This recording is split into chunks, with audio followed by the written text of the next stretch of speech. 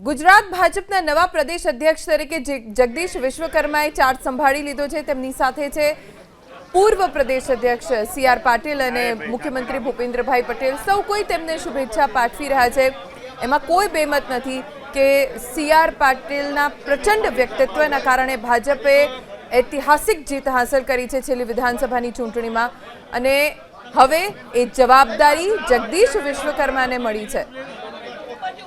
भारतीय जनता पक्षे जे जीतनी आदत पाड़ी छे ए जीतनी आदतने हजू आगळ लई जवानी जवाबदारी हवे जगदीश विश्वकर्माने मळी छे। आ शब्दो सી.આર. पाटीलना रह्या अने शुभेच्छा अत्यारे आपी रह्या छे સી.આર. पाटील जगदीश विश्वकर्माने।